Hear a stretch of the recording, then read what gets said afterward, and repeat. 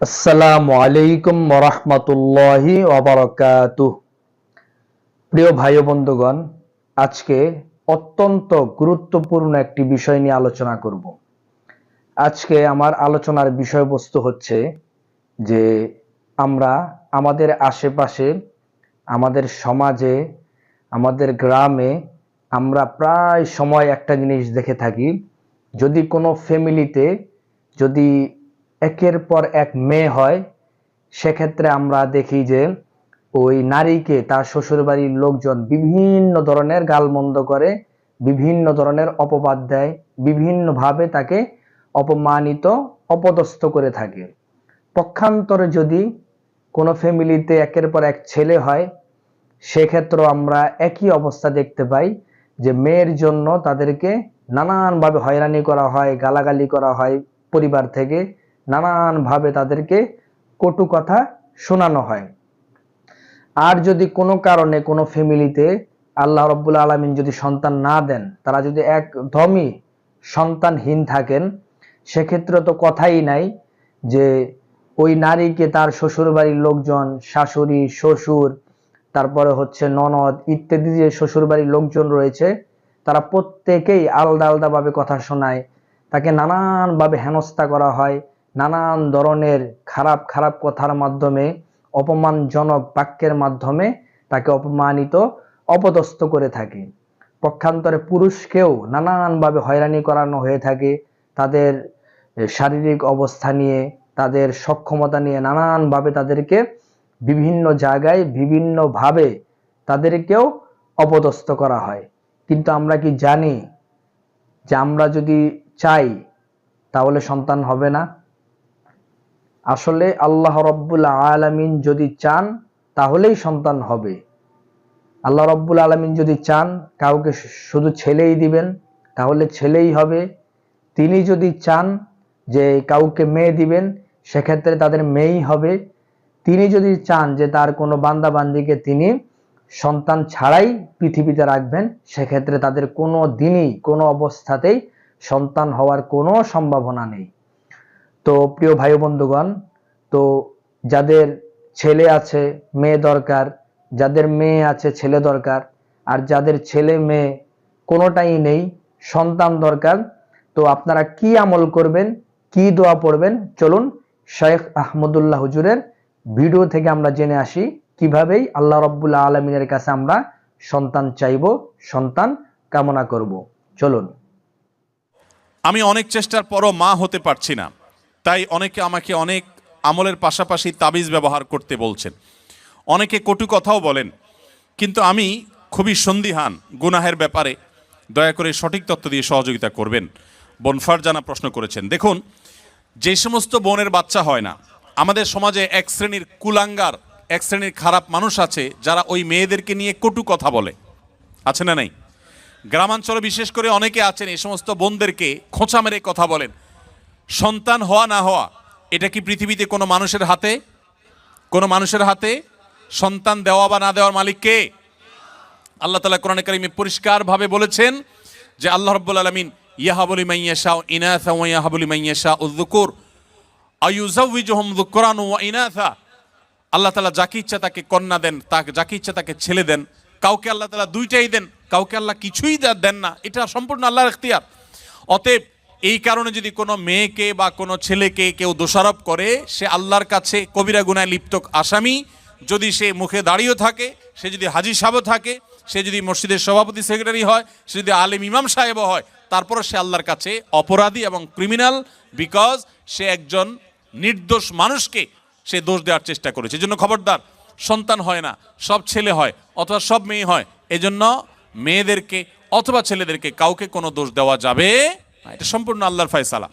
এর পাশাপাশি বোন যেটি জানতে চেয়েছেন যে সন্তান না হওয়ার জন্য আপনাকে বিভিন্ন আমলের কথা বলেন, বিভিন্ন আমল আপনি করতে পারেন।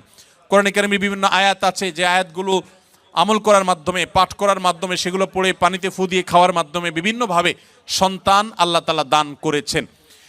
বিশেষ করে আমি আপনাকে কোরআনের আমলের কথা বলতে চাই। আপনারা জানেন আল্লাহ নবী ইব্রাহিম আলাইহিস সালাম, তাকে আল্লাহ তাআলা বার্ধক্যে সন্তান দিয়েছেন, বৃদ্ধ বয়সে সন্তান দিয়েছেন। আল্লাহর আরেক নবী জাকারিয়া আলাইহিস সালামকে আল্লাহ তাআলা বৃদ্ধ বয়সে সন্তান দিয়েছেন, যে বয়সে সন্তানের আশাই তারা ছেড়ে দিয়েছিলেন, নিরাশ হয়ে গেছেন যে এই বয়সে সন্তান হবে না, ঠিক তখন আল্লাহ তাআলা অলৌকিকভাবে সন্তান দিয়েছেন। তারা আল্লাহর কাছে সন্তান চেয়ে দোয়া করেছেন। সেই দোয়াগুলো আপনিও করতে পারেন, স্বামী স্ত্রী উভয় নিয়মিত করতে পারেন। তার ভিতরে একটা দোয়া হলো রব্বি হাবলি মিনাস সলিহিন, আল্লাহ আপনি আমাকে নেক সন্তান দান করেন। এই দোয়া বেশি বেশি পাঠ করবেন। এমনকি যাদের সন্তান আছে, আবারও সন্তান হবে সে আশা রাখেন, আপনিও আল্লাহর কাছে দোয়া করবেন, রব্বি হাবলি মিনাস সলিহিন। আমার সাথে বলেন সবাই, রব্বি হাবলি মিনাস সলিহিন। এর অর্থ হলো, হে আল্লাহ আপনি আমাকে নেক সন্তান দান করেন। মনে রাখবেন, আপনার ছেলে মেয়ে, আপনার সন্তান সন্ততি যদি নেক হয়, আল্লাহ ভীরু হয়, তাদের মধ্যে যদি আল্লাহর ভয় থাকে, তাহলে সেক্ষেত্রে এই সন্তান আপনার জন্য সবচেয়ে বেশি উপভোগ্য হবে, আপনার দুনিয়ার জীবনকে জান্নাতে পরিণত করবে, আখিরাত তো আছেই। এই জন্য নেক সন্তান আল্লাহর কাছে সবসময় কামনা করবেন। সন্তান যদি অমানুষ হয়, এর চাইতে বড় দুর্ভাগ্যের আর কিছু হতে। আমি জাপানে গিয়েছি, সেখানে দেখেছি, এখানকার কালচারও আপনারা আমার চাইতে আরো ভালো জানেন। অনেকেই আছেন একটা কুকুর সাথে নিয়ে তাদের দিন যাপন করে, আছে না নাই?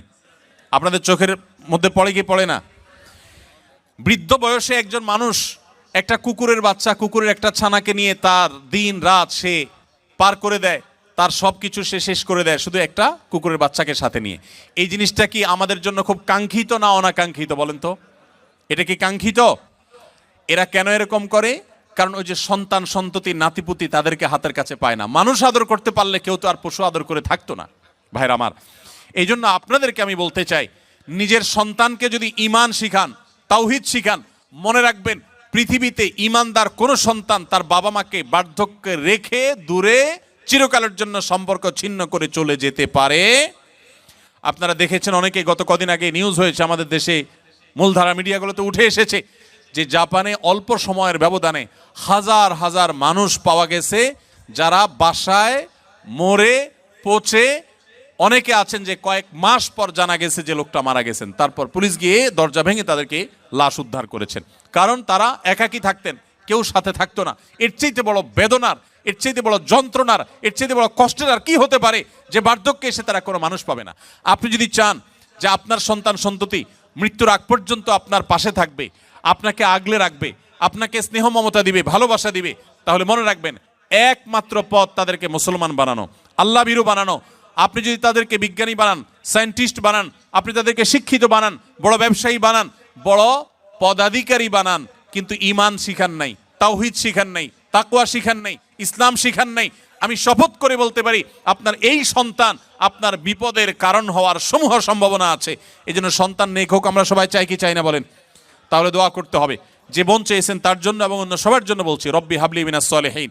এত বেশি বেশি করে পাঠ করবেন। আরেকটা দোয়া হলো রব্বি লা তাদারনি ফারদা ওয়া আনতা খায়রুল ওয়ারিসিন। বিশেষ করে যাদের সন্তান হয় না তারা এই দোয়াটা বেশি বেশি পাঠ করবেন, রব্বি লা তাদারনি ফারদা, হে আল্লাহ আমাকে একা আপনি রেখে দিবেন না, ওয়া আনতা খায়রুল ওয়ারিসিন, আপনি সর্বোত্তম ওয়ারিস, তারপরেও আপনি আমাকে নেক সন্তান দান করুন। এই দোয়ার মধ্যে সেটি চাওয়া হয়েছে। অতএব রব্বি লা তাজারনি ফারদা ওয়া আনতা খায়রুল ওয়ারিসিন, এই দোয়া পাঠ করবেন ইনশাআল্লাহ তাআলা। এর বাইরেও আরো বহু দোয়া আছে, রব্বি হাবলি মিন লাদুনকা যুররিয়াতান তাইয়্যিবা, রব্বি হাবলি মিন লাদুনকা যুররিয়াতান তাইয়্যিবা, আল্লাহ আপনার পক্ষ থেকে আপনি আমাকে পবিত্র এবং ভালো সন্তান দান করেন, ইন্নাকা সামিউদ দুআ, আপনি দোয়া শ্রবণকারী। আমি আমার জীবনে বুঝজ্ঞান হয়েছে থেকে নিয়ে একটি দোয়া ছাড়ি নাই, রব্বানা হাব লানা মিন আজওয়াজিনা ওয়া যুররিয়াতিনা কুররাতা আয়ুন ওয়াজআলনা লিল মুত্তাকিনা ইমামা। সূরা ফুরকান আয়াত নম্বর 74, 74 আয়াত নম্বর। সূরার নাম হলো সূরা আল ফুরকান।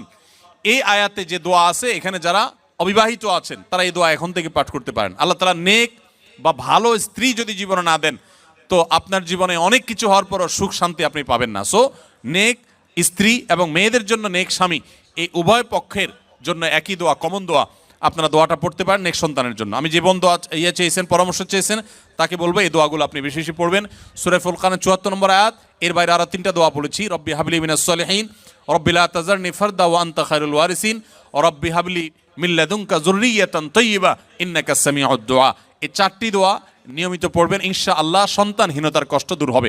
এরপরও যদি আল্লাহ না দেন, তো মনে রাখবেন আল্লাহ তাআলা যা দিয়েছেন এর মধ্যে আপনার কল্যাণ আছে। সন্তান হয়েছে কিন্তু অমানুষ হয়েছে, খারাপ হয়েছে, অসুস্থ হয়েছে, বিকলাঙ্গ হয়েছে, তার চাইতে আল্লাহ তাআলা না দেওয়াটা আপনার জন্য কখনোই ক্ষতিকর নয়।